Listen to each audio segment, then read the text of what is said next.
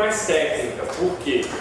A gente precisa falar sobre Marx. E eu sei que vocês já estão mais do que saturados de ouvir falar sobre Marx em todas as outras disciplinas.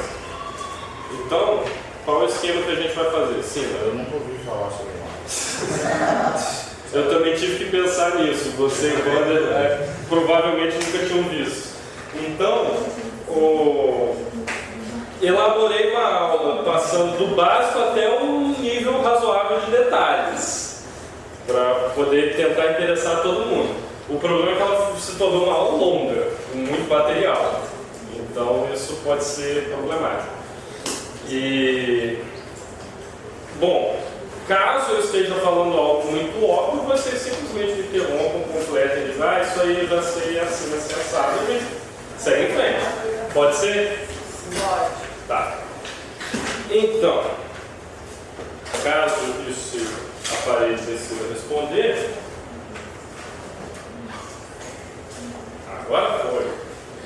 O texto que eu passei para vocês foi esse aqui, Manifesto do Partido Comunista. Eu não passei de todo, passei um trecho. Alguns de vocês me falaram que já leram no primeiro período, outros disseram que não tiveram contato. Mas ele não é um texto só do Marx. O Marx escreveu em conjunto com o Engels. Então, vou dar uma passada na biografia dos dois, o contexto histórico da época. Justamente por não saber qual é a base de vocês em outros aspectos da filosofia, eu tenho que passar um pouco pelo pensamento de Hegel. Vocês já viram Hegel? Não? Já? Então, alguns já, outros não. Tem que passar um pouco pelo pensamento do Hegel de outros autores que influenciaram tanto Marx quanto Engels, que foi a juventude hegeliana.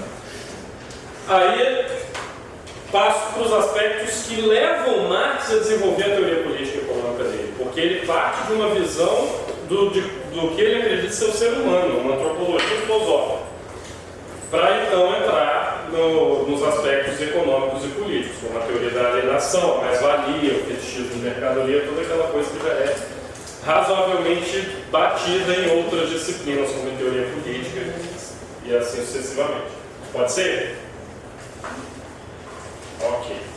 Bom, a maioria de vocês já conhece a imagem de Marx. Essa foto é de 1875. Eu retirei do Instituto de História Social de Amsterdã. Ele nasceu em Trier. Trier, na época, era parte do reino da Prússia. Aquele paizinho que não existe mais e que parte dele acabou se tornando a Alemanha hoje em dia. Por isso Marx é considerado um filósofo alemão, assim como Kant. E essa cidade, se não me engano, hoje em dia se chama Wuppertal, na Alemanha. Posso estar enganado. Bom, ele entrou na Universidade de Bonn em 1835, tinha 17 anos. Mas ele não tinha exatamente o comportamento que o pai aprovava. Ele se matriculou em Direito por pressão do pai, mas na verdade ele gostava de filosofia. E lá ele não só teve contato com o pessoal da filosofia, como ele também se tornou um pouco boêmio. Ele gostava de passar a vida nas noites da cidade de Bonn, debatendo com os outros intelectuais da época e bebendo bastante. O pai não aprovou esse comportamento e exigiu que o filho se transferisse para Berlim, que era uma universidade mais séria, um local um pouco mais fechado, onde ele não ia aprontar tanto. Então, depois de um ano, ele se transferiu para Berlim.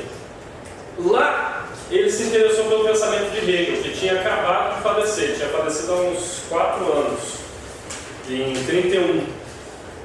Obrigado, Teresa. E ele conheceu alguns alunos e admiradores do Hegel que estavam trabalhando no pensamento do Hegel na época, Hegel recém-falecido, que era a juventude hegeliana, ou a esquerda hegeliana. Isso influenciou profundamente o pensamento de Marx, embora numa fase posterior do estudo da vida acadêmica dele, ele tenha se distanciado desses autores. Ele não fosse mais um adepto da filosofia de Hegel. Se doutorou. Depois do doutorado, ele não conseguiu uma boa colocação nas universidades alemãs, nas universidades da Prússia, na verdade. Por quê? Porque as posições políticas e ideológicas dele eram muito diferentes das que as universidades aprovavam. Ele tecia críticas severas ao sistema político prussiano. E por conta disso ele foi obrigado a trabalhar como jornalista. Ele passou os anos seguintes mudando de cidade a cidade, editando vários jornais, fazendo críticas severas ao governo prussiano, sendo perseguido pela polícia, o que o obrigou inclusive a se exilar em Londres. Ele acabou passando boa parte da vida adulta dele em Londres, a maior parte, e não na Alemanha, justamente por causa dessa perseguição política. E, infelizmente, ele morre de bronquite em Londres, até numa idade razoavelmente avançada para a época. E boa parte do pensamento dele vem não só dos jornais que ele editava, principalmente a Gazeta Renana, que foi o mais popular deles, mas também de livros que ele escreveu em coautoria com outros pensadores, como Engels, como é o caso do Manifesto do Partido Comunista. Interessante que a principal obra dele, você já deve saber, é o Capital, que é um calhamaço gigantesco, dificílimo de ser entendido, que é uma teoria econômica bem forte, e política também. Mas essa obra ele escreveu sozinho, porém só o primeiro volume foi publicado enquanto ele ainda estava vivo. Quem publicou os outros volumes, que era uma obra dividida em várias partes, foi o Engels após a morte de Marx. Engels foi um grande amigo da vida dele, os dois se ajudavam em tudo, e inclusive durante um tempo ele foi a quem Marx recorreu para conseguir sobreviver, porque devido às perseguições políticas ele tinha dificuldade em encontrar emprego, muitas vezes. Ele recorria algumas vezes à família da esposa, que era uma família bastante abastada. A própria família do Marx também era, o pai dele tinha bastante dinheiro. E, ironicamente, a esposa dele era parente dos empresários que posteriormente fundaram a Philips, sabe, a empresa de eletrônicos que existe até hoje. Em outros momentos ele recorria ao Engels, pegava dinheiro emprestado e precisava sobreviver como podia. Alguma dúvida sobre a biografia dele? Algo que vocês queiram acrescentar, que vocês já conheciam? Bom, o Engels, ele tem uma história um pouco diferente, embora em alguns pontos elas se encontrem com a do Marx. Ele também era de uma família bastante abastada, o pai dele era dono de fazendas de algodão e de moinhos de processamento de algodão. Ele nasceu em Barmen, Prússia. Assim, essa é a atual Wuppertal, não era Trier, perdão. E ele não gostava muito da vida acadêmica, não. O problema é que os pais dele o forçavam a assumir os negócios da família. Queriam de toda forma ele assumisse a condução dos negócios da família. Ele não gostava da ideia, ele tinha horror à ideia de se tornar empresário como pai. E a solução foi se alistar. Quando ele tinha 21 anos, ele se alistou no exército prussiano e foi transferido para Berlim. E é aí que a história dele começa a se encontrar com a história do Marx. Ele era membro de uma divisão de artilharia, se eu não estou enganado. Em Berlim, enquanto ele estava estacionado no quartel, ele atendia a universidade. Ele não era aluno, ele não estava matriculado, mas ele ia lá, assistia uma aula de vez em quando, uma palestra, uns cursos, e ele acabou tendo contato com jovens hegelianos também. Então percebam o seguinte, por um acaso, a história do Marx o leva para Berlim. Por causa da pressão do pai, que não queria que ele se tornasse um boêmio, vagabundo, essas coisas que a gente ouve por aí, mandou ele para Berlim, que era considerada uma universidade mais rígida. Por acaso, o Engels também foi parar em Berlim, na mesma universidade. Ele se alistou também para fugir de uma pressão dos pais relativa a como ele deveria conduzir sua vida futuramente. E, bom, já estou aqui mesmo na cidade, já que eu gosto de filosofia, eu posso muito bem ir lá e assistir algumas aulas de filosofia. E ambos acabam tendo contato com um grupo de intelectuais que já estava bem posicionado na Universidade de Berlim, que eram os ex-alunos do Hegel, que era a juventude hegeliana. Esse grupo, esse pessoal, influenciou o pensamento tanto do Marx quanto do Engels. E nessa época, em 41, 42, ele publicou alguns artigos na Gazeta Renana, que era o jornal que o Marx editava. Marx já tinha deixado a Universidade de Berlim nessa altura. Ele já era até doutor. Eles se conheceram em 1842. Dizem os relatos que um não foi muito com a cara do outro inicialmente. Irônico, porque eles iriam se tornar melhores amigos alguns anos depois. E ele passou algum tempo viajando por várias cidades também. O Engels era um ativista social ele se preocupava muito com as causas sociais da época, principalmente com as condições de vida dos operários nas fábricas, e ele frequentemente enviava artigos para a Gazeta Renana. Foi isso que fortaleceu a relação dele com Marx. Algumas coisas são interessantes. Muito se critica afirmando que um pode ter vivido à sombra da intelectualidade do outro. Não é verdade. O Engels ele publicou várias outras obras, além das que ele publicou em conjunto com Marx, e ele já tinha conseguido o estatuto de intelectual por sua própria conta, pelos seus próprios méritos, um intelectual de peso. E o Marx também, ele publica várias obras independentes, ou com outros autores, ele também já tinha uma carreira firme quando os dois começaram a cooperar. E, bom, Engels morreu de câncer na garganta. Perguntas. Passadas as biografias, como eu mencionei, ambos foram influenciados pela juventude hegeliana. O que é isso? Foi um grupo de intelectuais que, depois que o Hegel morre, Hegel foi um famoso professor da Universidade de Berlim. A obra mais famosa dele provavelmente é essa aqui, A Fenomenologia do Espírito, que é, confesso, algo bastante difícil de se estudar e de se compreender. Ele falece em 1831 e um grupo de ex-alunos e outros intelectuais da universidade se interessa pelo legado intelectual deixado pelo Hegel e começa a pesquisar mais a fundo as obras desse professor.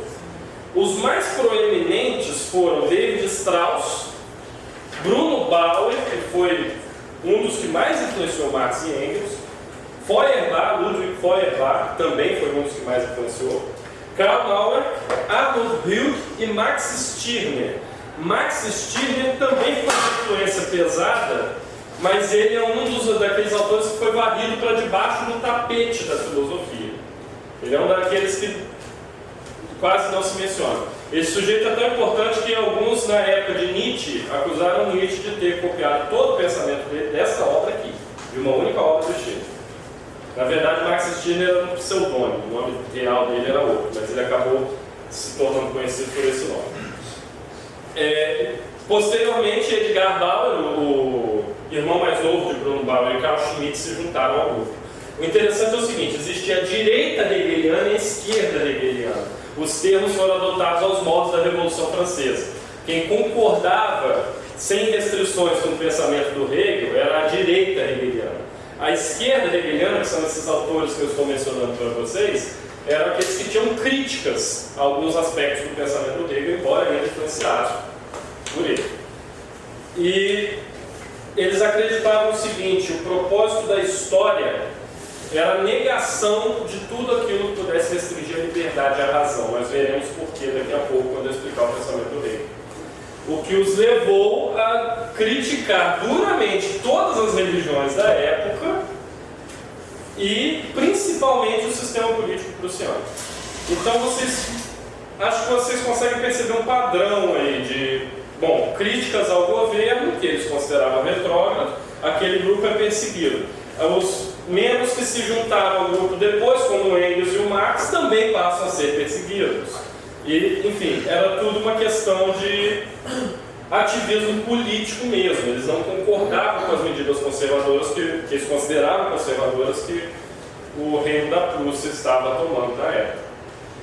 Marx teve contato com os jovens hegelianos em 1836, com a juventude hegeliana em 1836, e Engels em 1841. Marx quando foi para Berlim, quando se transferiu para a universidade, e Engels quando o exército colocou estacionado em Berlim, ele começou a frequentar a universidade também, para assistir algumas aulas e algumas palestras.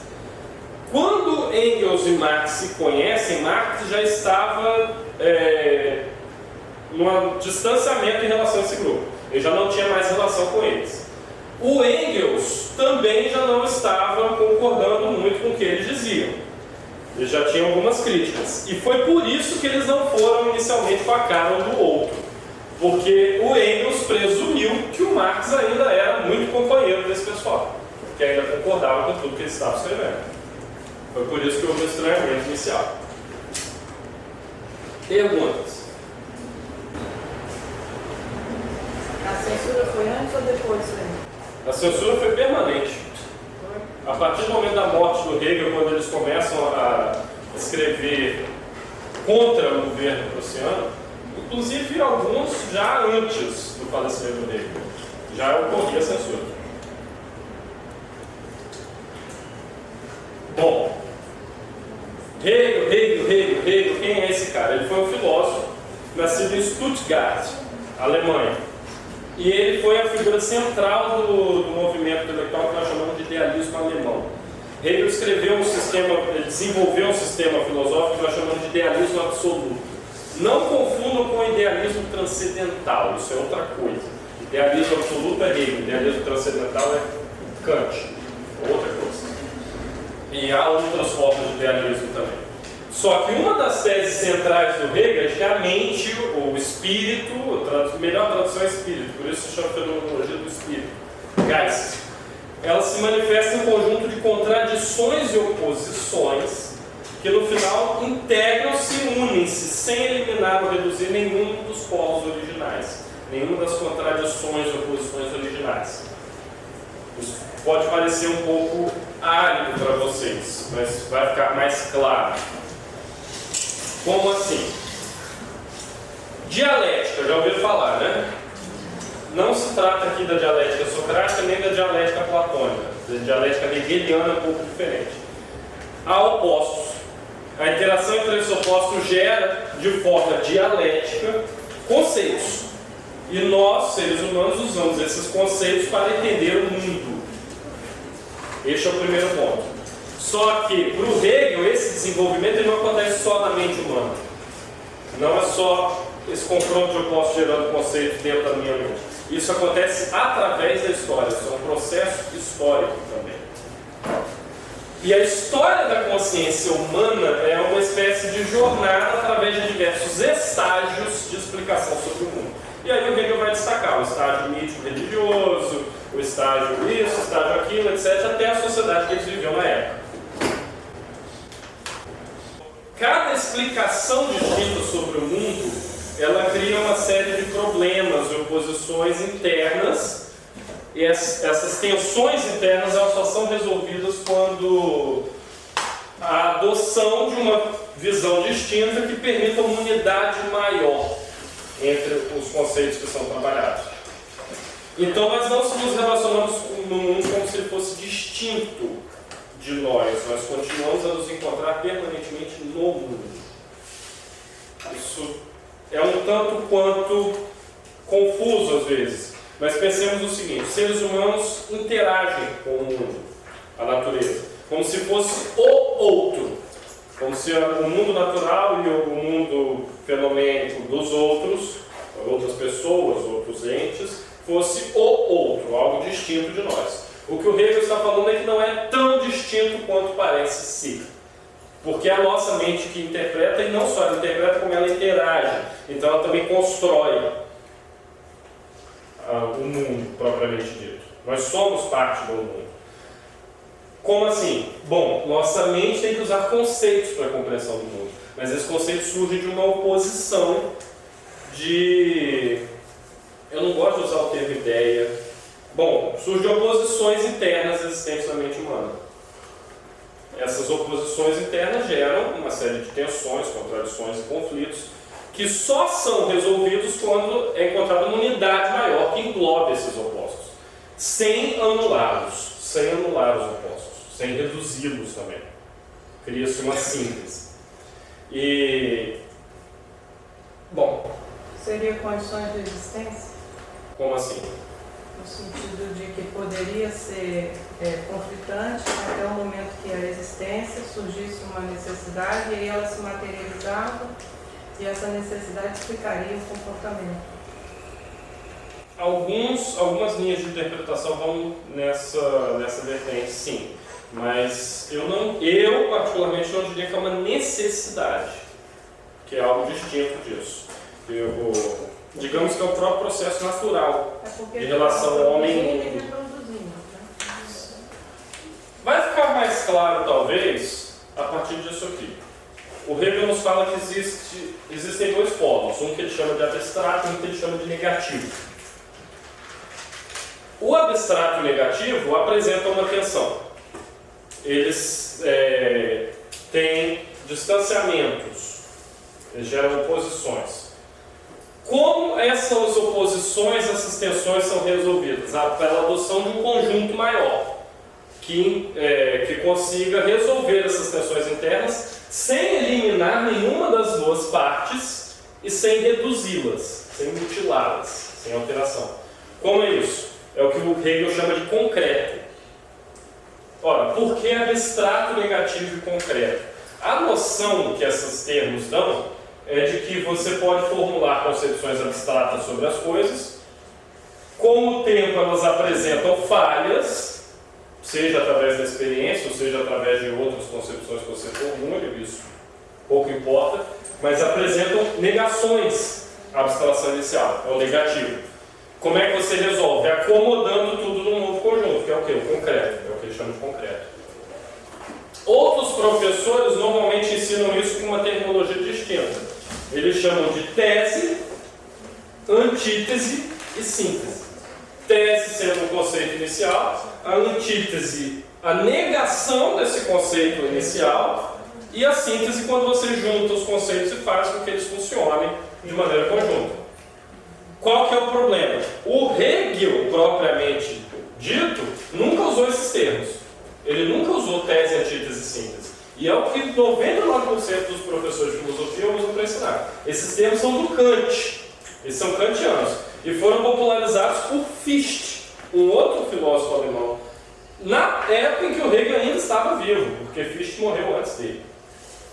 Esses termos foram popularizados por outro autor e por toda uma sequência de pensadores neo-hegelianos. Pegaram o pensamento de Hegel e foram desenvolvendo posteriormente.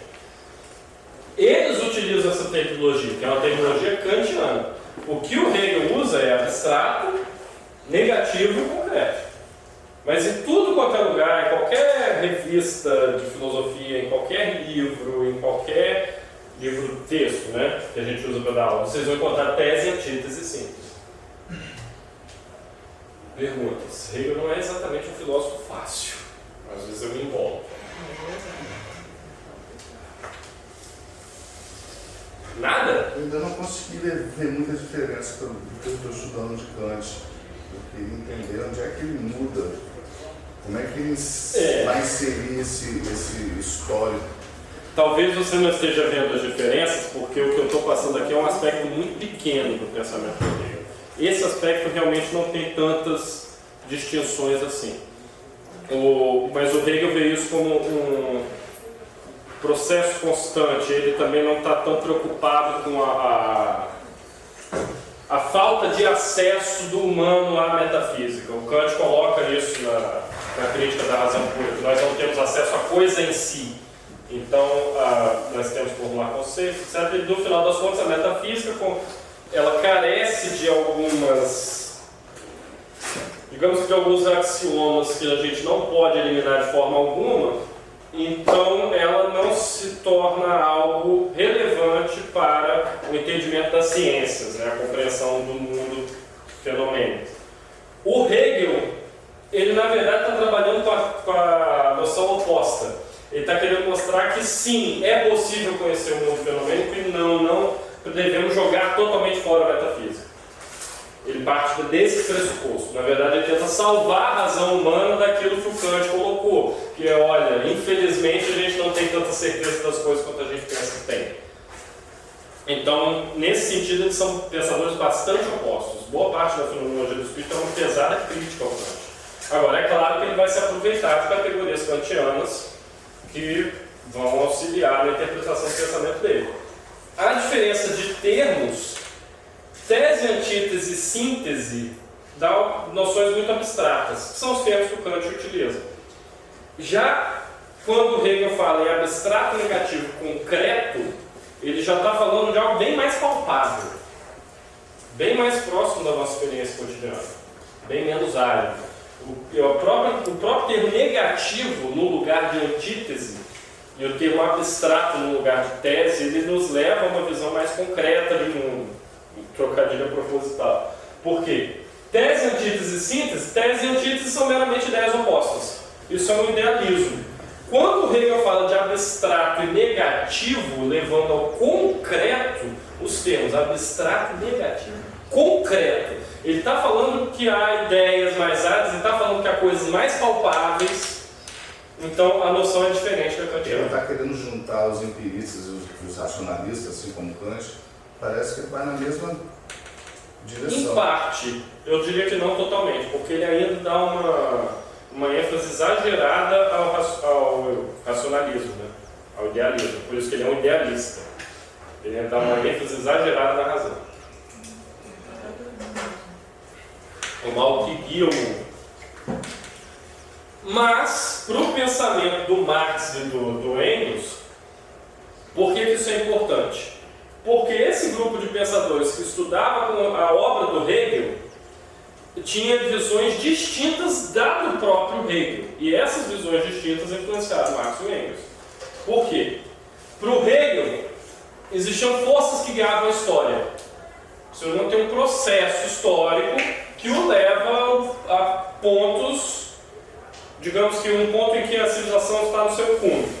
A civilização está no seu estado mais perfeito, que é a superação daquilo que é limita.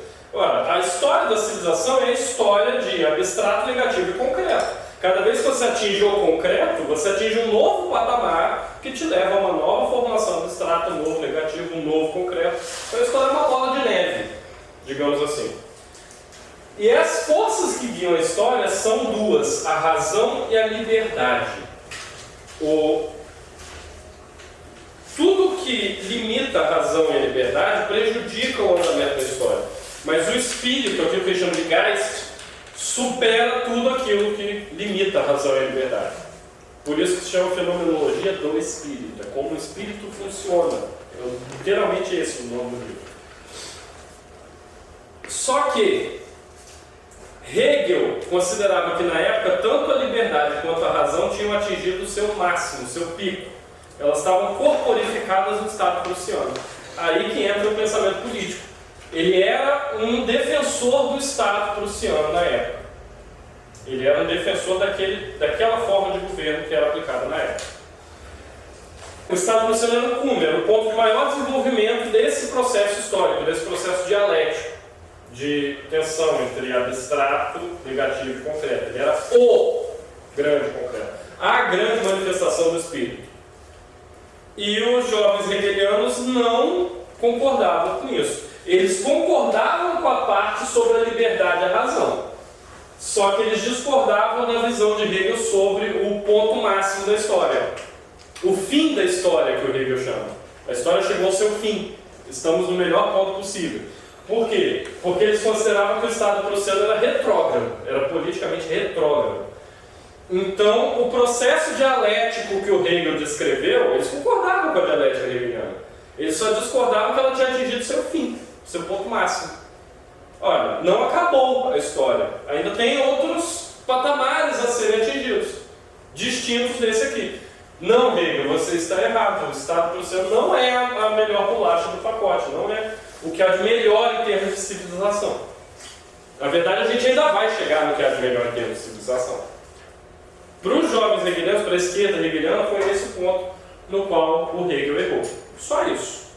Eles concordavam ainda com o processo dialético, eles concordavam ainda com a visão de Hegel sobre o processo histórico, eles concordavam que era a liberdade e a razão que guiavam o espírito, que guiavam esse processo histórico, mas eles discordavam que a história tinha atingido o seu ponto máximo.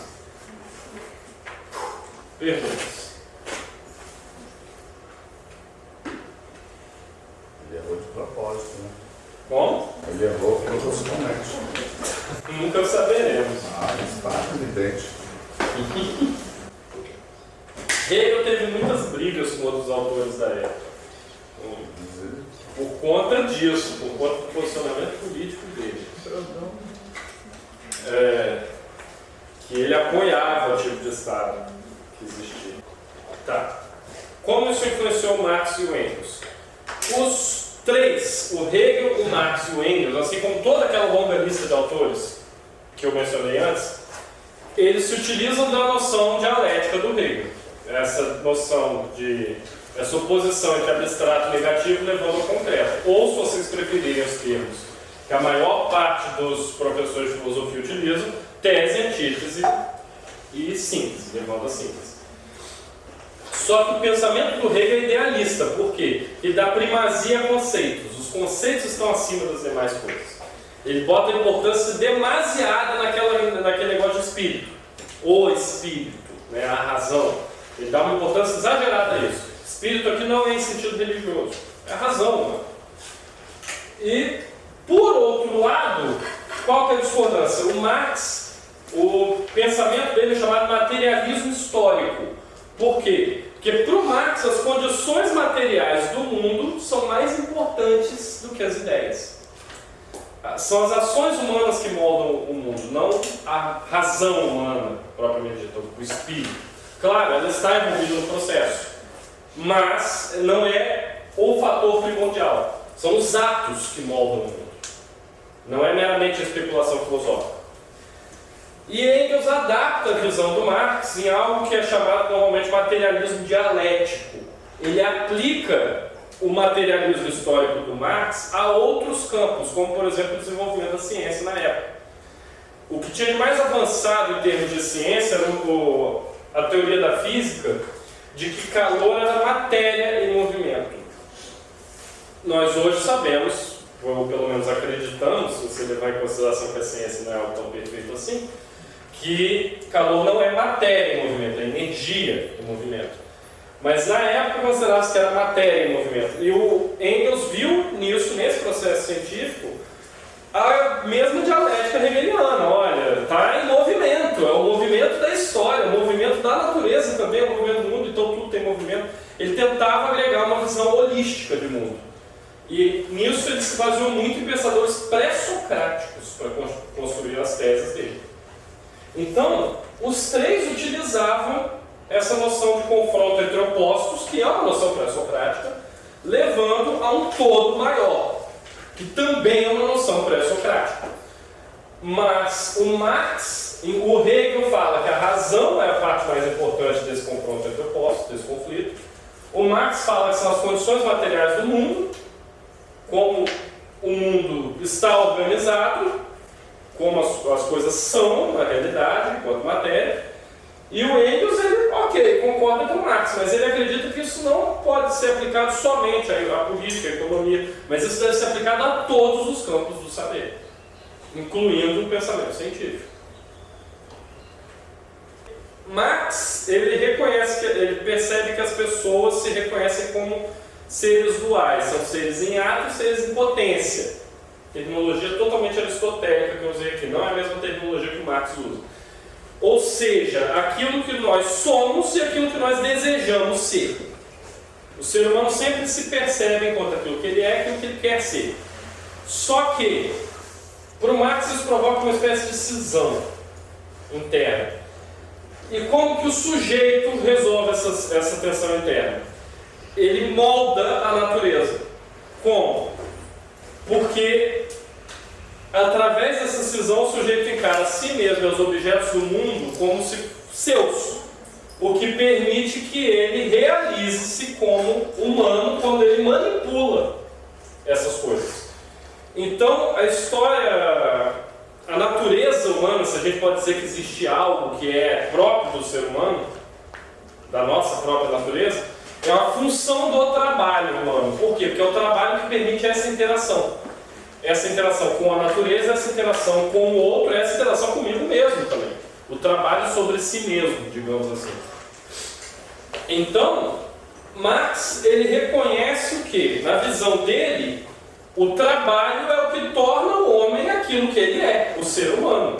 Nós somos, afinal de contas, o animal que descobriu o fogo, que criou a linguagem, que inventou a roda e assim por diante. Isso tudo é parte da natureza humana, o trabalho.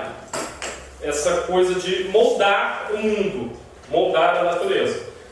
Porque essa coisa de moldar, moldando a si próprio, aos outros seres humanos ou à natureza, que nós nos tornamos propriamente humanos. Que nós resolvemos a tensão entre aquilo que nós somos, que nós reconhecemos que nós somos, e aquilo que nós desejamos ser.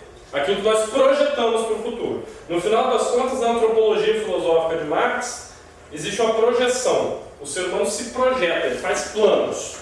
Ele é um animal que faz planos, coisa que os outros animais, segundo Marx, não fariam. Então, o que nos distingue não é só essa capacidade de fazer planos, mas botar estes planos em prática. Isso exige atuar sobre o mundo. Atuamos sobre o mundo através do trabalho. Nesse ponto ele pega uma influência dos primeiros contratualistas. Eu seria muito feliz se conseguisse provar que a influência é direta do Locke, mas isso é muito tênue, muito arriscado de se dizer dentro da academia. Ele pega essa influência, assim, confirmado de Adam Smith e David Ricardo, dois pensadores econômicos anteriores a ele. Então, o trabalho é o que define o ser humano, porque é através do trabalho que nós interagimos com a natureza. E é isso que nós somos. É a principal força que promove alterações no mundo. E é alterando o mundo que nós nos sentimos plenos, nós realmente nos realizamos enquanto seres humanos. O pensamento da época ainda é muito positivista. Nessa metade do século XIX aí, eles ainda estavam muito imbuídos de uma visão científica de mundo. Então eles acreditavam, na verdade, que não estavam fazendo meramente filosofia, mas que eles conseguiriam uma espécie de... grosseiramente é o que hoje em dia o pessoal chama de teoria de tudo, que você vai conseguir juntar as ciências, as artes, as religiões, tudo num todo coerente. Isso é propriamente a ideia do fim da história hegeliana. Então eles acreditavam que dava para chegar a esse ponto e batalhavam arduamente para chegar a esse ponto. A diferença é, o Hegel fala que já tinha sido obtido, que melhor do que aquilo não ficava. O pessoal da esquerda hegeliana, os jovens hegelianos, a direita hegeliana concordava com o mestre. Os jovens hegelianos discordavam e falavam, olha, o Estado prussiano é atrasado demais para você considerar que isso aqui é o fim deve ser outro.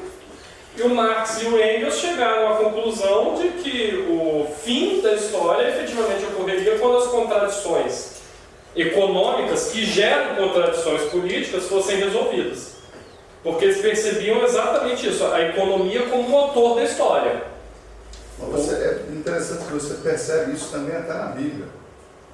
Como assim? A Bíblia, isso não sou exatamente se você for ver, há ciclos na Bíblia que o pecado dominou a terra e veio. Então o que está acontecendo agora, tá? Daqui a pouco vem, se instala, acaba a história, fica tudo bom. O Hegel, os críticos do Hegel, afirmam, alguns dos críticos do Hegel, que ele construiu uma espécie de artifício retórico. Que ele reconheceu que as coisas têm movimento, e daí, quem já não sabia disso?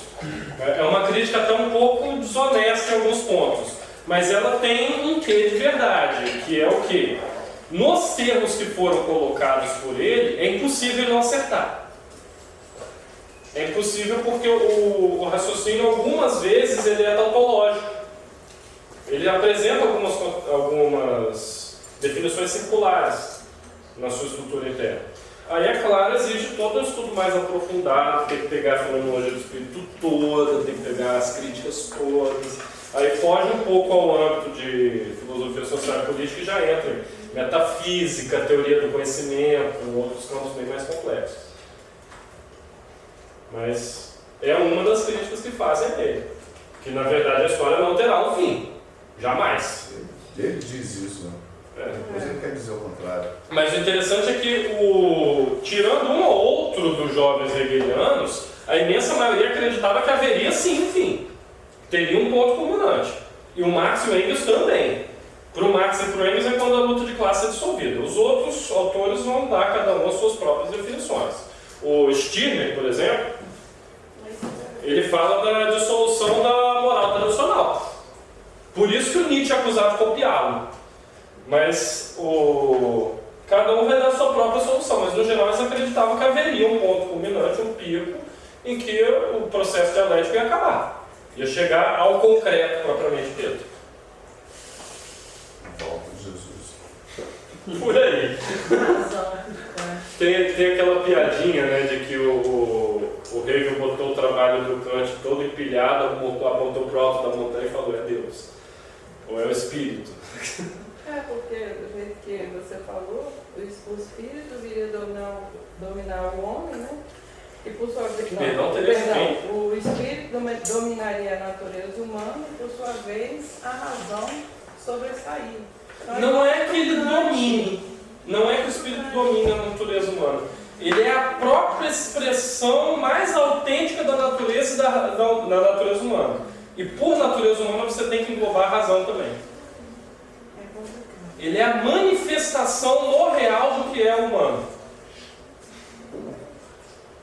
Espírito em alemão tem um sentido mais abrangente, enquanto que para a filosofia francesa, espírito quer dizer mente, res cogitans lá nos termos cartesianos, o espírito aqui na filosofia alemã ele é meio que... ele compassa mais coisas. Vigor da vida, né? A gente já faz um desejo. Eu estou evitando usar o termo espírito do tempo de propósito para não entrar em algo que vai ser criticado no futuro. Mas é algo como o próprio ponto histórico, o próprio momento da história. Bom, Marx pega isso tudo e descreve aquilo que ele chama de teoria da alienação.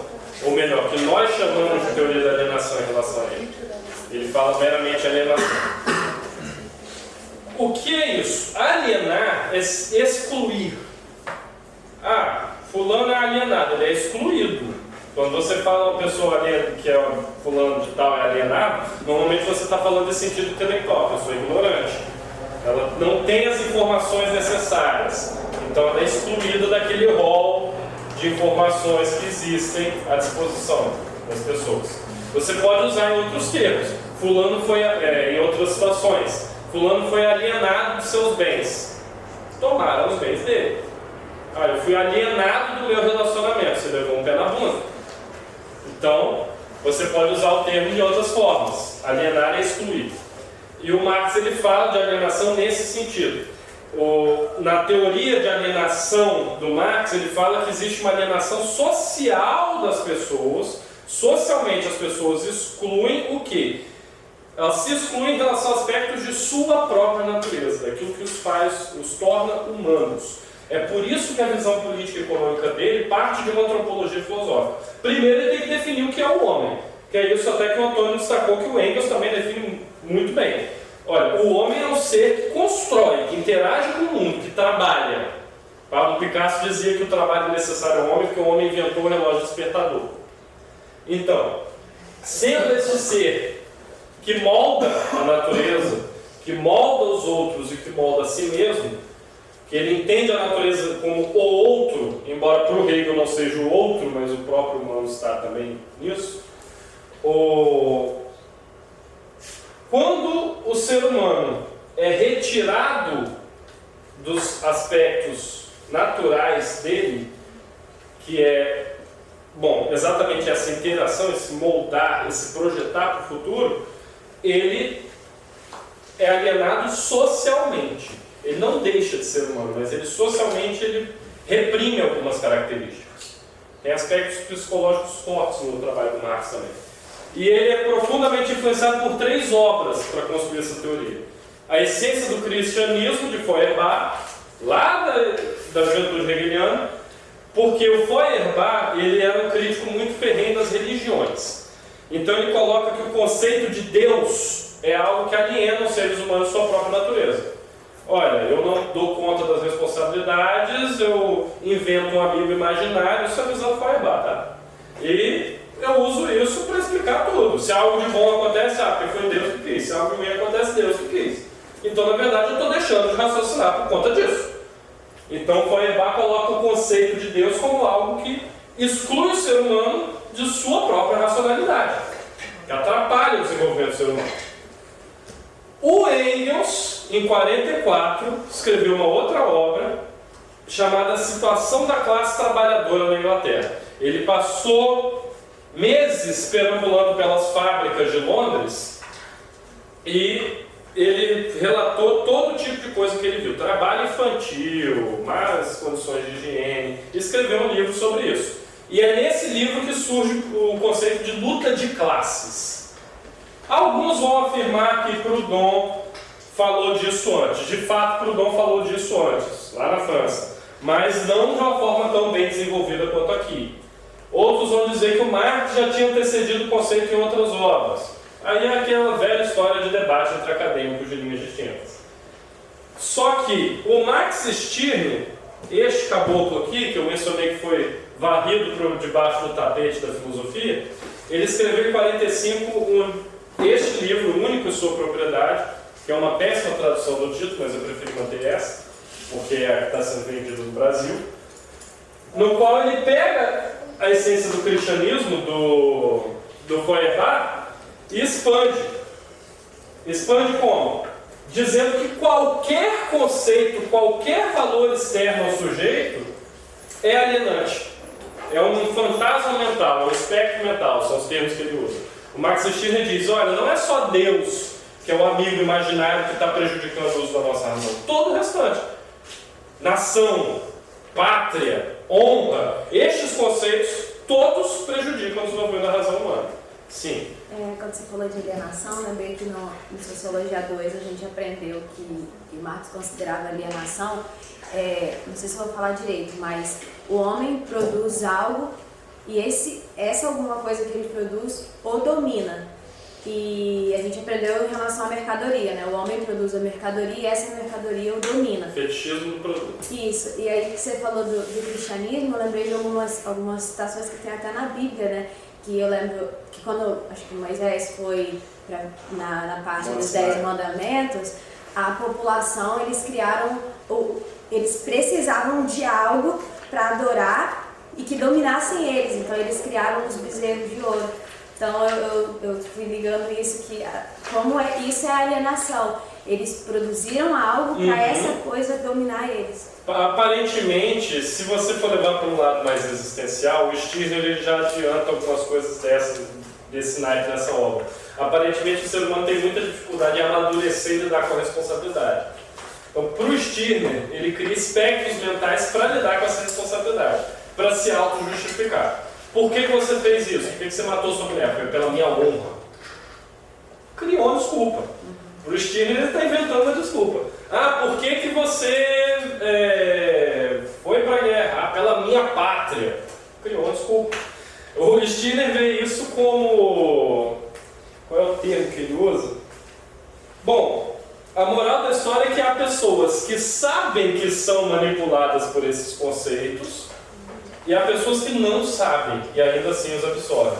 Isso, obviamente, o Marx e o Engels aproveitaram para construir o próprio conceito de alienação pelo produto.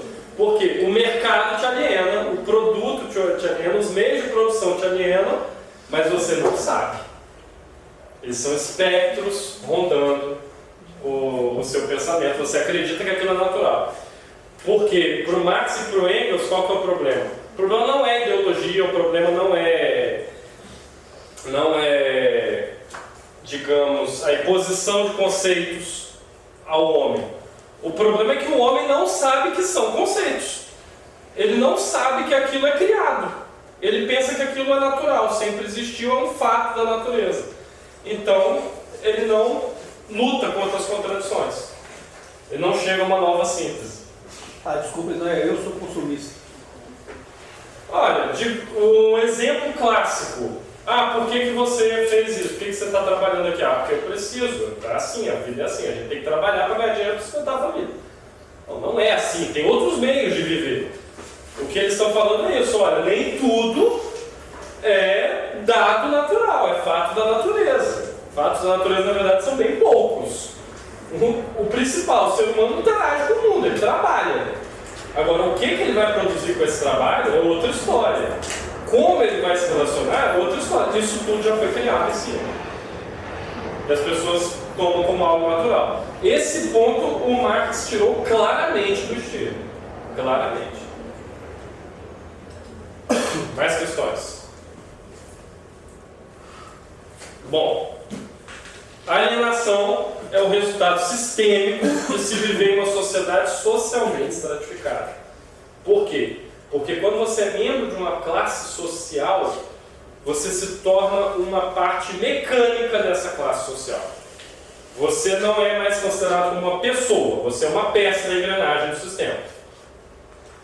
Então, sim, quando você começou falando de ato potência, que na antropologia dele ele se vê em relação com as coisas, ele, como se vendo como uma parte, ele também está se vendo em relação com as coisas. Eu acho que se vê em uma parte, tentando fazer uma pequena crítica do que você está passando, não seria algo totalmente alienante, seria se ver. Eu acho que quando você tira a potência de você ser mais coisas, que eu acho que vai ser a parte alienante. Mas é exatamente esse ponto. Ele não tem críticas em relação ao se ver propriamente dito.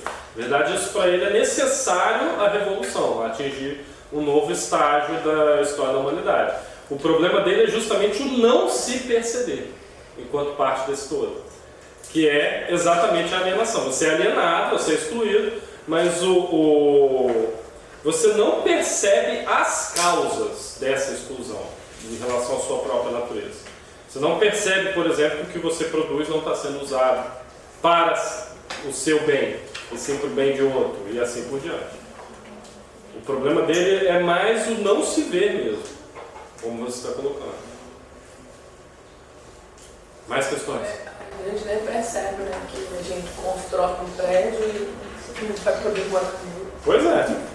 A pessoa, o cara está ali, os operários, é tão assim que ninguém percebe. Ninguém percebe. Você trabalha, Porque é como as coisas funcionam. você Aí que vem o grande espectro mental do mercado. trabalha na fábrica de móveis, faz coisas lindas, mas você nunca vai conseguir ter uma mesa daquela na sua casa. Você percebe claramente isso no discurso de algumas pessoas mais idosas. Por que tal coisa? Porque a vida é assim. Porque é assim. Mas aí tem outra opção? Qual que é? Tem a famosa frase do Chicó, o personagem do Alto da Compadecida. Que eu não sei, só sei que é assim. Tem que a gente estuda em FTM, né? Que a solução que algumas pessoas acharam foi de se excluir, ficar à margem. Aí a gente estuda sobre comunidades. Por exemplo, o MST viu isso, percebeu isso e escolheu ficar à margem, produzir aquilo para eles, viver para eles, Sim. não produzir para a sociedade e para consumo da sociedade em geral. O Henry David Thoreau, que é um pensador tido como pai do anarquismo, que eu vou tratar na próxima aula, ele fez exatamente isso. Ele construiu uma cabana no meio do mar e se mudou. Pescava o próprio peixe dele, matava alguma caça quando precisava comer carne vermelha, plantava a própria comida e viveu ali 2 anos. Até que ele foi preso. Isso é assunto para a próxima aula. Professor, alienação, eu não estou alienada quando eu percebo isso que a gente está falando? Você está, mas você percebe que está. A alienação é uma exclusão da sua própria natureza humana, da sua própria capacidade de trabalho, de moldar a natureza, de se desenvolver. Mas ao perceber, não significa que você eliminou o problema. Você percebeu o problema. Só. Quando eu faço alguma coisa para mudar essa situação, eu saio desse campo da alienação. Quando você efetivamente consegue derrubar as forças que te oprimem. O pensamento de Marx funciona mais ou menos assim. Essa é a má notícia. Perceber que você está alienado não necessariamente resolve o problema. Ainda tem que fazer alguma coisa para resolver depois. O diagnóstico não cura a doença de imediato. Sim, cara. Não, eu estou pensando, você falou, tem que derrubar essa força que me oprime, não é isso? Na visão do Marx e do Engels, sim. Como vou fazer isso? É. Ele não falou, não explicou não. Através da luta de explicou. Explicou. Mas ninguém fez nem. Aqui! Então, ninguém vai fazer não? É complicado, digamos que é complicado. É política, né? O que acontece? Para o Marx, existe um modo capitalista de produção. Ele está escrevendo um contexto pós-revolução industrial na Alemanha, porque a revolução industrial na Alemanha demorou mais para acontecer do que em outros países. A Inglaterra se industrializou primeiro, assim. A Alemanha e a Itália demoraram um tempo mais.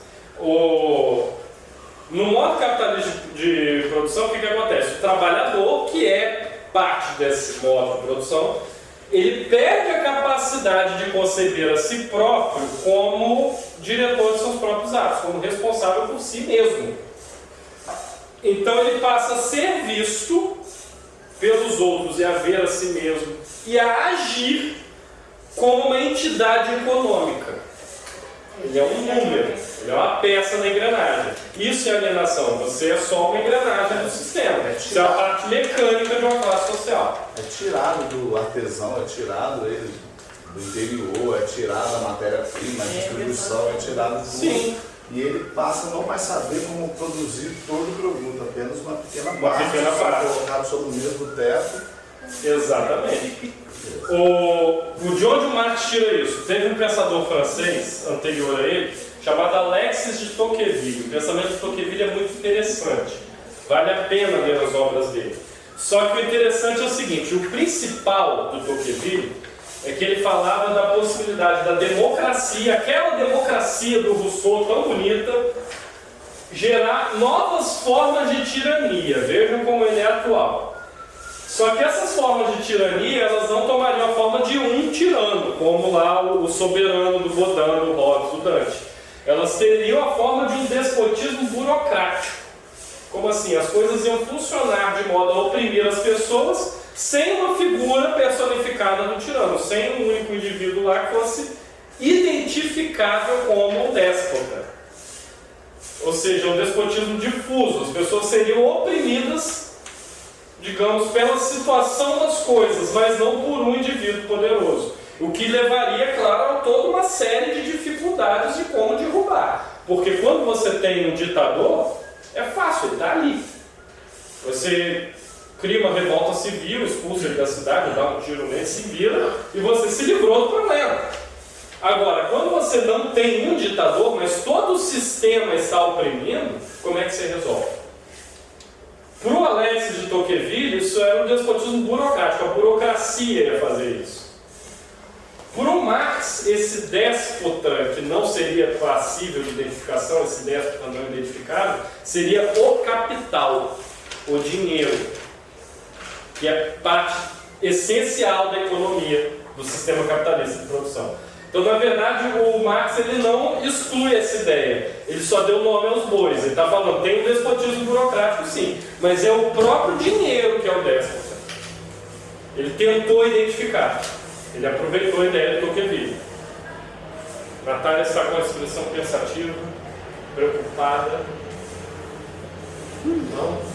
A ditadura civil militar aqui no Brasil tem uma dessas formas? Não, ela tinha déspotas identificáveis. Eles usavam até o uniforme. Ela se destacava dos demais. Destacava uma situação, que era o exército, né? O exército era que estava Uma personificação do fetichismo. Oi? Uma personificação do fetichismo das coisas. Exatamente. Isso vai ser espiritual, místico. Sim, o Marx também falava isso.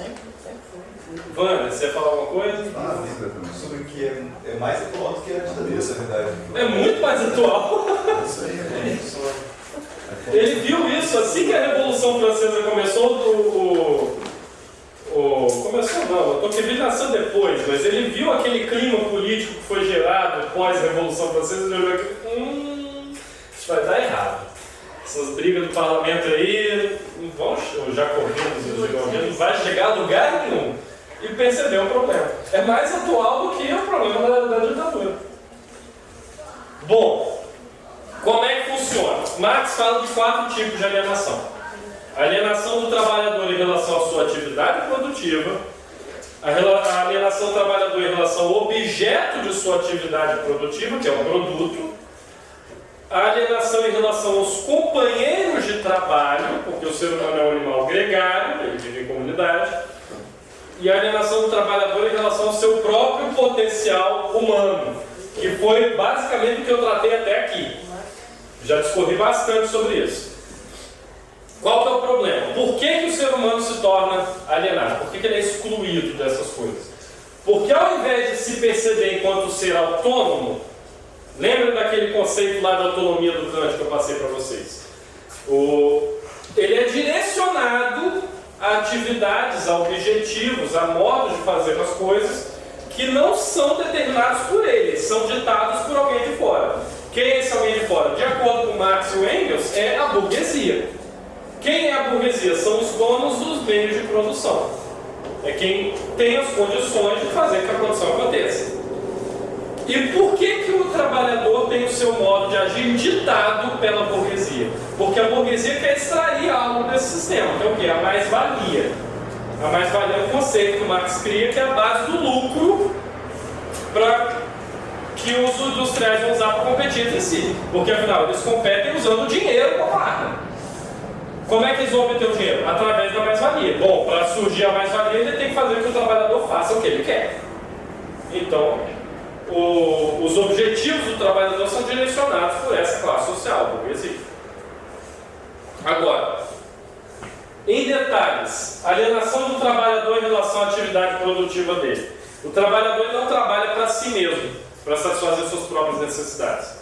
Ele trabalha para outra pessoa, para o capitalista, para o burguês, para usar o termo de Marx.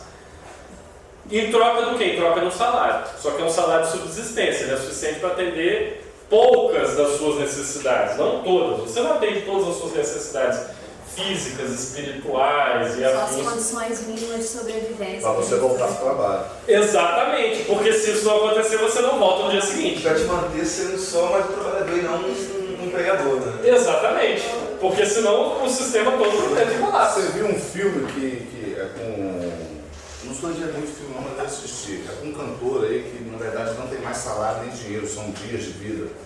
Não. Você tem um código de barra. Sim. Você troca o seu trabalho, você vai lá, trabalha, ele te dá 8 horas de vida para você voltar no outro dia. Que é isso? O filme é É irado. com Justin Timberlake. Mas é basicamente isso. Interessante, então me passou no filme.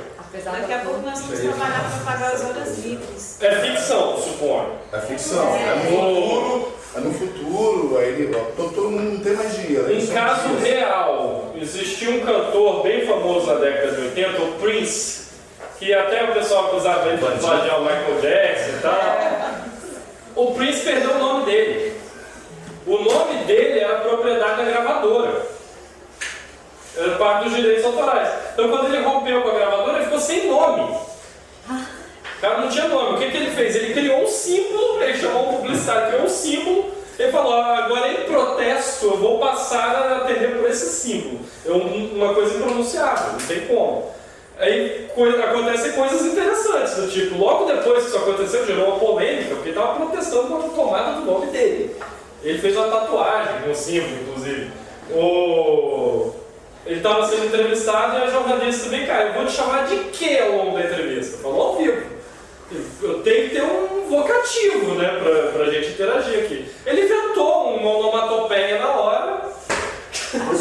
E ele fazia isso em todas as entrevistas. Inventava um som diferente na hora para as pessoas poderem interagir com ele.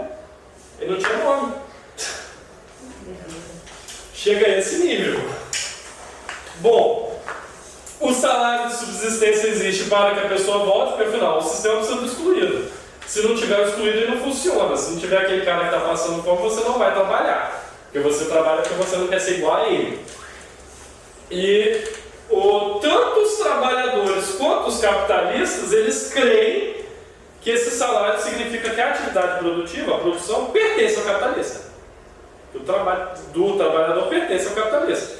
Ou seja, a atividade produtiva ela se reduz a só um ponto: ganhar dinheiro suficiente para sobreviver. Esse é o primeiro tipo de alienação, de acordo com Marx, em relação à atividade produtiva. Há o segundo, que é em relação ao produto. Como assim? O produto não pertence ao trabalhador e também não pode ser usado para satisfazer as necessidades dele. Por exemplo, eu tenho um amigo que trabalha numa fábrica de isopor. Suponhamos que ele fosse pago com o próprio produto do trabalho dele. O que ele ia fazer com o isopor? Não tem como comer isopor. Você não tem como vestir isopor. E assim por diante. Faz chips. Joga sal. Mas aí que estaria conseguiu sal como, se ele fosse pago só com o produto do trabalho dele. Então, o produto ele não pertence ao trabalhador, mas ele também não serve para atender as necessidades do trabalhador. Assim como o processo de produção, o produto pertence ao capitalista. Na verdade, o que o Marx fala é que o trabalhador não tem nem legitimidade para reivindicar o produto. Porque, embora seja ele que trabalhe, os meios de produzir pertencem ao capitalista. Então, ele não tem legitimidade. E os capitalistas usam como bem quiser entender aquilo que foi produzido. Normalmente eles vendem. Para quê? Para obter o maior lucro possível, gerar, claro, o dinheiro que eles vão usar na concorrência uns com os outros. Então os trabalhadores não têm uma percepção correta do que produzem. E se a cadeia de produção for longa, aí é que perde a noção totalmente. Se o cara trabalha na fábrica de parafuso, aquele parafuso vai ser feito para construir o quê? Uma cadeira, um carro, uma serra elétrica? Não tem como saber. Dali ele vai para onde? Se a cadeia de produção for longa, você perde totalmente a dimensão da coisa.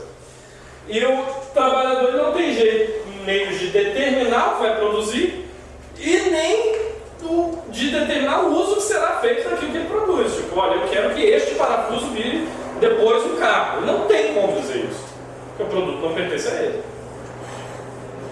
Terceiro modo de alienação do trabalhador em relação aos seus companheiros de trabalho. Ora, como assim?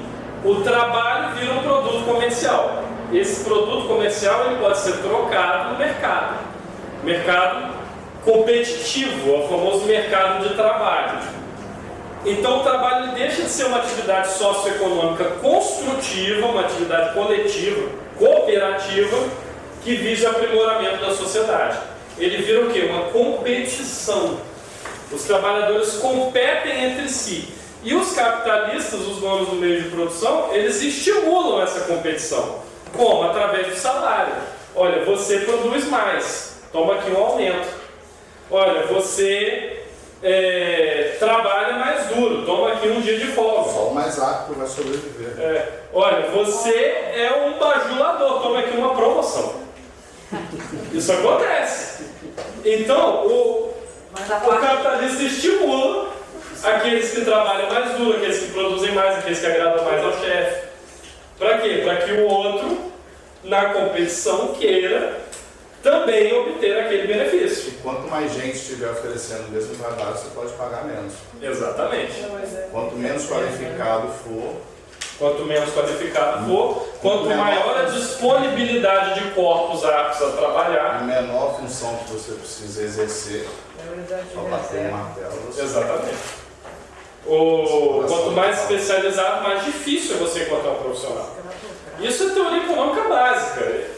Interessante que todos esses mecanismos escritos por Marx e Engels, eles são uma leitura obrigatória em qualquer faculdade de economia liberal se preze. Porque eles descreveram tão bem o sistema, o que os caras fazem? Eles leem uma perspectiva diferente. Olha, vamos ler, não é tanto pela crítica, mas é mais para a gente saber como funciona e tirar o máximo proveito disso. Porque eles realmente descreveram como o sistema está funcionando perfeitamente. E, é claro, o objetivo dessa competição sendo estimulada entre os trabalhadores é extrair deles a maior produtividade possível. Porque essa produtividade vai virar lucro. Então, você querendo puxar o tapete do seu colega que acabou de ser promovido, vai trabalhar mais duro, vai puxar mais o saco do chefe, vai produzir mais. Ora, quem que está se apropriando da sua produção? O dono do negócio. Então ele está se beneficiando duas vezes. A primeira com seu colega e a segunda com você que está com inveja.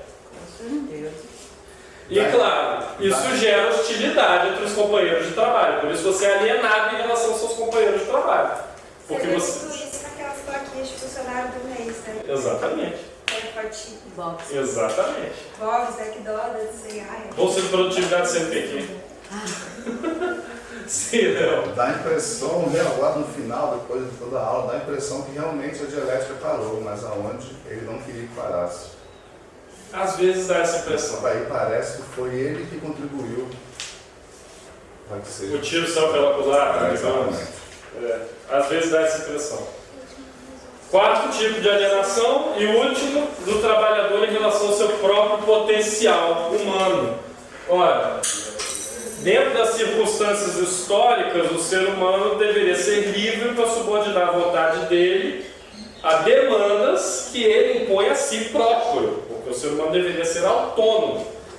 E no sistema capitalista você não age de acordo com a sua própria autonomia. Você tem demandas impostas a você por outras pessoas, pelos chefes, digamos assim.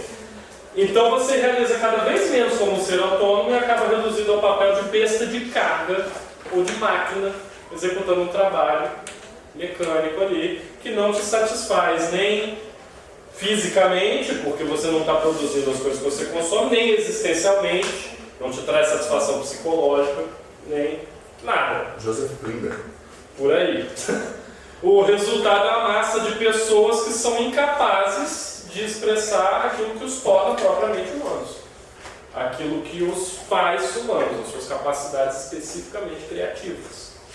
Então, o problema todo do Marx, esse aparentemente é o tipo mais importante de alienação para ele e para o Engels, que você não está efetivando todo o seu potencial. Mas isso é decorrente de todas as outras, dos outros 3 tipos.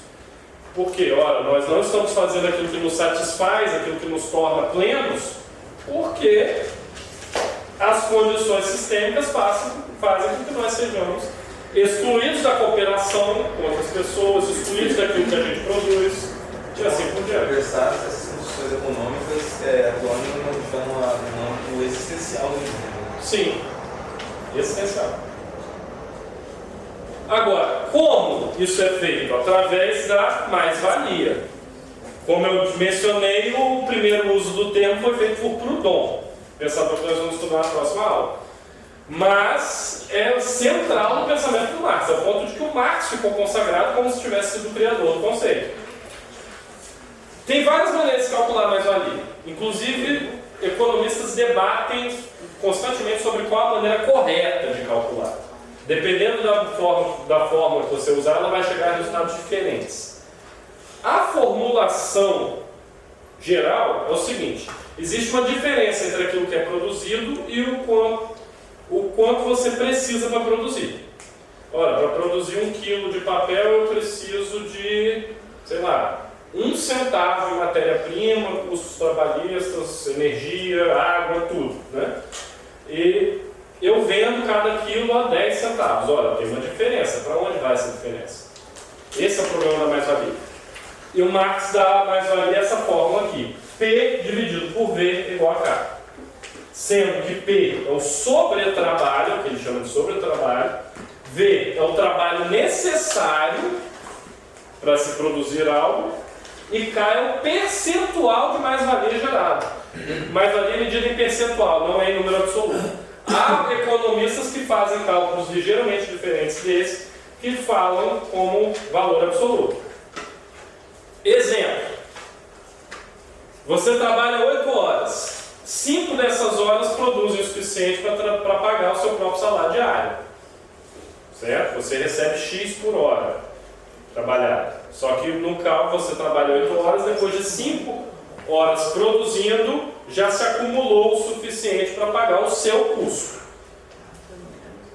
Essas 5 horas que o trabalhador produziu para si mesmo, para pagar o próprio salário, é o que o Marx chama de trabalho necessário. As 3 horas excedentes são o sobretrabalho, porque o que você está produzindo nessas outras 3 horas não vai voltar para você, vai ficar para o seu empregador. Então você pega 3 e divide por 5, vai dar o percentual de mais-valia, o percentual de exploração do trabalhador. Nesse caso, 60%. Isso significa que você está produzindo 60% mais em relação ao que recebe. E esses 60% mais são apropriados pelo capitalista, pelo cara que é dono dos meios de produção, dono da sua força de trabalho, efetivamente. Dono da sua vida, né? É. Um exemplo um pouco menos teórico, embora ainda hipotético.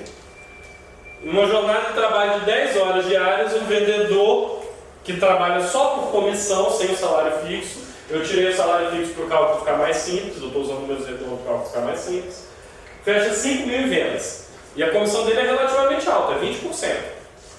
Então, num dia de trabalho por 10 horas, ele está lá, vendedor do shopping, vendeu 5 mil reais em produtos. Vai receber 20% do que ele vendeu. Bom, então ele ganhou 1.000 reais nesse dia de comissão, correto? Correto. Só que se você pega 5 mil e divide pelas 10 horas que ele trabalhou, ele está gerando 500 reais por hora. Então em 2 horas ele já produziu o suficiente para pagar o próprio salário. O restante vai para onde? Ora, o restante vai para o dono do negócio. 9 dividido por 2, 450% de mais-valia. Alguns arregalaram os olhos e ficaram assustados com os números. A tendência da mais-valia na teoria econômica de Marx é que ela aumente progressivamente. Na década de 20, nos Estados Unidos, alguns economistas calcularam mais-valia em torno de 60%, 70%. Na década de 60, no final da década de 60, ela já estava em 358%. A tendência ia aumentando. A gente morrer. Por que ela aumenta? Aí tem toda uma série de outros mecanismos. O valor de compra relativo do seu salário tende a baixar mesmo do salário bruto aumente. Tem uma série de outros problemas aí no meio. Então, se a empresa, agora vamos pensar que a empresa não tem esse único funcionário, ela tem 10 funcionários, ela tem 10 vendedores. Se todos tiverem um desempenho mais ou menos similar, em um único dia foram movimentados 50 mil reais, cada vendedor vendeu 5 mil, certo? 40 mil ficam para o dono do negócio e 10 mil para os funcionários. Então é uma bola de neve, a coisa vai acumulando. É claro, desses 40 mil vão sair custo de matéria-prima, custo de aquisição dos produtos que ele está revendendo, No final, etc. Energia, água. Fica quase Energia, água, aluguel do ponto, impostos, etc. O cálculo não é tão simples, tão escrachado desse Mas jeito. mesmo assim, o lucro dele continua ser grande. Exatamente. funcionário. O lucro vai crescer em escala geométrica. Prejuízo. Dependendo do negócio, o cara paga o vendedor, mas não tem dinheiro, entendeu? Existem negócios, eu dou aula no curso de administração também, eu converso muito com os meus alunos sobre isso. Existem negócios que têm rentabilidade de 300%. Depois de descontados os custos todos, você está triplicando o seu dinheiro no final do dia. Rentabilidade de 300%. Que negócio é esse? De cada 10 empresas que abrem novas, 8 Eu não fecham falo com menos de um ano. Oi? A cada 10 empresas novas que abrem, 8 fecham com menos de um ano. 8 fecham com menos de um ano. Não é assim tão Não é tão simples. tendencioso pro lado de quem. É o que eu estou alertando, não é tão simples. Porque aí, é claro, entraríamos em economia. Existe o cálculo do break-even, que é o quê? É o ponto de equilíbrio. É quando a quantidade de dinheiro que você está gerando, ela equilibra com os custos do negócio. Porque os gráficos econômicos fazem o quê? Você tem um gráfico aqui. Esse é o custo do seu negócio, certo? Ele tem uma curva, ele nunca zera, porque você sempre vai ter custos. Na implementação do negócio é mais alta, aí à medida que vai progredindo o tempo, você vai conseguindo cortar custos e vai diminuindo o custo de produção. Isso aqui é o volume de vendas. Quando você começa um negócio, o volume de vendas é baixo, ou o volume de lucro é baixo, e à medida que o seu negócio vai se tornando conhecido, ele vai aumentando. Esse ponto onde as linhas se cruzam é o que eles chamam de break-even, que é o quê? Ponto de equilíbrio. O que isso significa? Isso significa que você não está nem lucrando nem tomando prejuízo. No começo você está tomando prejuízo, depois você passa a lucrar. O segredo de todo negócio que faz sucesso é chegar a esse ponto o mais rápido possível, para então você começar a gerar lucro. Porque no começo todo negócio dá prejuízo. Por isso que também se considera que o próprio empresário também é explorado. Também é. Também tem que gerar sempre essa... Tem outros peixes maiores que exploram também. Na verdade, alguns cálculos mostram que cerca de 85% da riqueza mundial está na mão de umas 15 famílias. Sim. Do mundo! 7 bilhões de habitantes, tudo que o mundo produz está na mão de umas 15 famílias muito abastadas por aí. É claro. Os caras não são nem do nível dos Rockefeller mais, já estão acima. São tão blindados que a gente nem ouve falar. Aqui daquele. Mas professor, o ser humano ele é muito refém do seu tempo. A gente, por mais que a gente olhe para 1000 anos atrás, 400 anos, mas se você continuar, fizer uma projeção nessa perspectiva, daqui uns 1000 anos, pode ser que haja alguém estudando como o capitalismo foi bom e erradicou a miséria e a fome do mundo. É possível. Porque em cima dos meios de produção, você conseguiria alimentar todas as pessoas e garantir o sustento. O problema é que ainda você está no processo. Você criticava agora, o fim dos tempos, usar o amanhã também. Mas isso é o que o pessoal mais da direita econômica alega. Que o capitalismo ele gera frutos, ele gera riqueza. Agora, o que a esquerda econômica nega é que essa riqueza não é distribuída apropriadamente, que é a crítica do Mas Marx. um dia pode vir a ser, aí com o passar dos anos, a visão que a gente tem ruim, daqui uns 1000 anos, se daqui para frente começar a ser distribuído de uma maneira justa, você pode falar, houve um pequeno período de 1800 e pouco a 2000, que foi um terror, né? Foi um terror, mas depois viveu um apogeu de... Eu acho só que está se esquecendo de dizer que o objetivo do capital é a acumulação, não é distribuição ou redistribuição. O capital ele só quer acumular. Exatamente. E aí está se desconsiderando a ambição do homem. Eu acho que se houvesse uma catástrofe, se voltasse a estar zero, uma barbárie, tudo bem que poderia ser distribuída. Mas hoje, na perspectiva que nós temos do sistema capitalista, o objetivo primordial é a acumulação, além da polarização da riqueza e da pobreza. Quanto mais se existe riqueza, mais alguém é subjugado e oprimido. O É uma aprofundamento da desigualdade. Que fique bem claro que eu não estou negando isso. Não é assim que o mundo está bom. Eu só disse que nós somos reféns do nosso tempo. Sim, claro. Cuidado ao... As nossas condições de interpretação estão limitadas pela materialidade histórica, que é exatamente o que o Marx falava. Olha, o espírito ele não pensa sozinho, ele está limitado pelas condições externas a ele. Se bem que a maior acumulação que tem aqui no nosso país é a tributação, né? Eu não acho que a gente vai... Não, eu acho que a tributação ainda baixa. Não, foi feito isso aí que você falou, foi feita uma pesquisa, os carros aqui, se você tira toda a tributação, eles continuam sendo os mais caros do mundo. Continua. O mercado do empresário é muito alto, pouco compra, né? Isso aí e nossas ruas estão cheias de carros. Se o carro fosse barato, você vir da UF, morrendo da pena, atravessar da lama para cá de carro, 2 dias. Exatamente. Existem tipos de inflação, na verdade, porque a maioria das pessoas pensa só em inflação por demanda. Aumenta a demanda pelo produto, aumenta o preço. Existem outros tipos de inflação que se baseiam em aspectos psicológicos, tá? Mas é claro, seria toda uma aula à parte. Vou ver se eu trago um economista aqui para falar disso. Dá 2 tipos de mais-valia, absoluta e relativa. Como funciona? Mais-valia absoluta é quando tenta se incrementar a produção excedente. Como assim? Você intensifica o ritmo de trabalho. Você implementa processos que vão fazer o trabalhador ser mais sugado. Você cronometra o tempo dele na linha de produção, você limita o que ele pode fazer, você diminui o tempo do cafezinho e por aí vai. Intensificando o ritmo de trabalho enquanto controles, vigia o trabalhador, a empresa vigia e-mail. As famosas metas. Metas, plano de metas, ó, não importa quanto você produz, tem que vender tanto. Então, tá aí.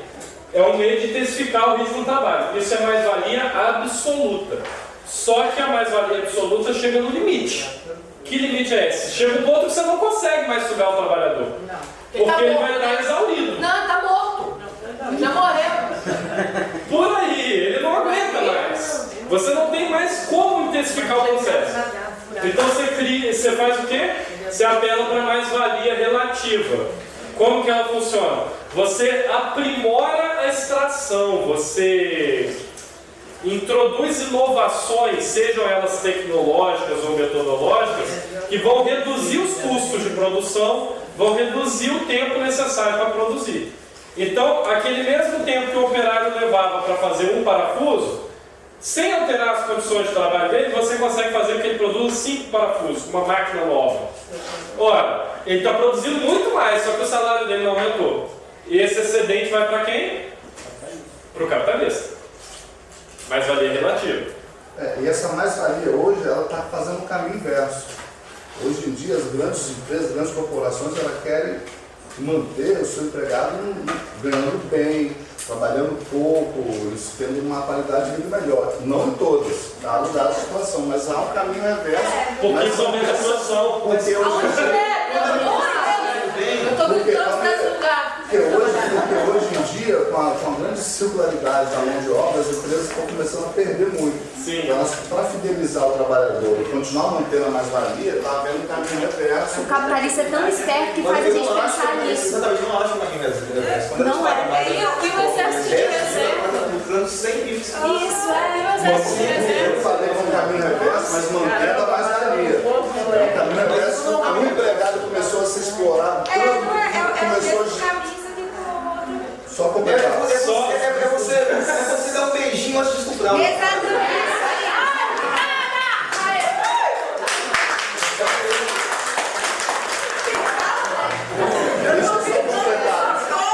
Deixa ele completar, gente. Deixa ele completar, pessoal.